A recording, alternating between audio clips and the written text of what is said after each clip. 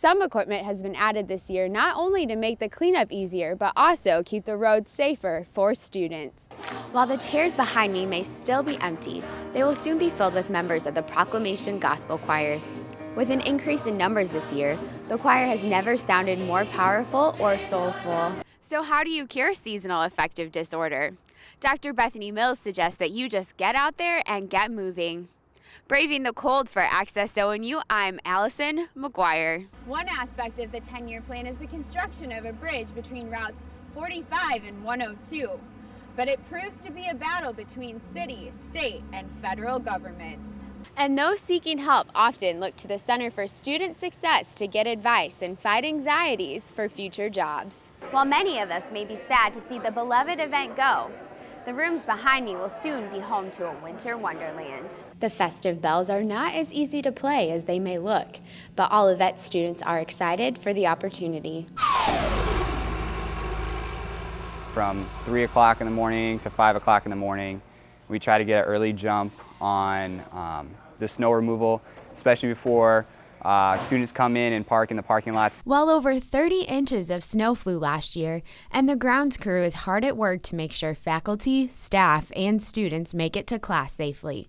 They have 18 student workers and 9 full-time employees clearing our roadways and sidewalks. The mindset is that anybody can walk out of a dorm at any time and get to whatever building they need to get to. We try to get to things like where we know older faculty and staff members will be going into buildings and upstairs, and also we try to usually hit female housing units first. Some equipment has been added this year not only to make the cleanup easier, but also keep the roads safer for students. There's some changes going on campus, and you see the transition between actual roadways throughout the dorms to more of the sidewalk, pedestrian type of feel.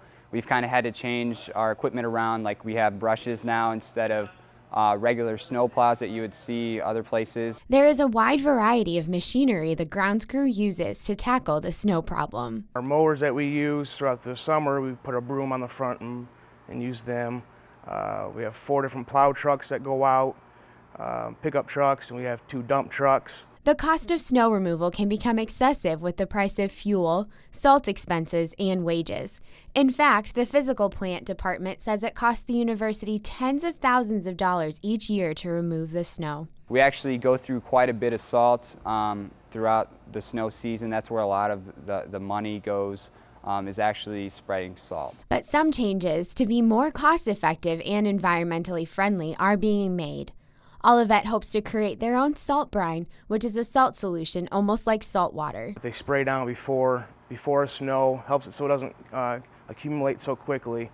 Also helps prevent ice buildup. When you make it, it's about 8 cents a gallon. Braving the cold for Access ONU, I'm Allison McGuire. I think we're at a transition point at Olivet where we really start to focus on quality indicators. You've heard about it.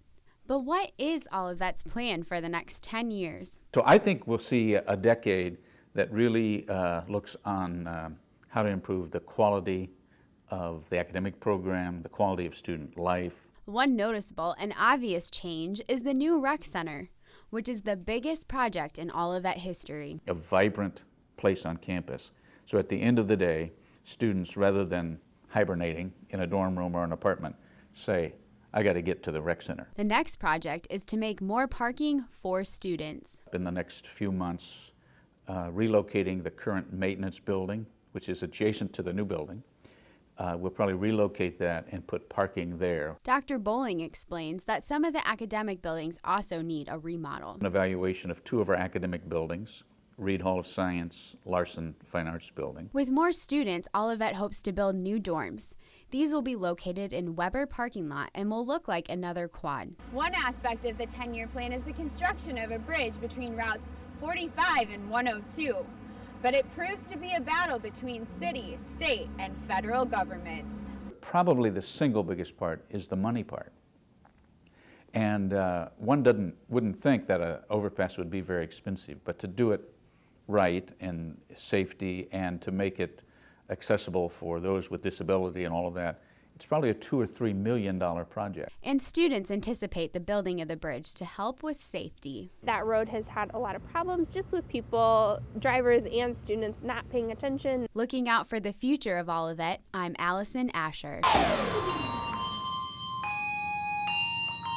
You can find them rehearsing twice a week, practicing their martellettos and swings. Who is this, you ask?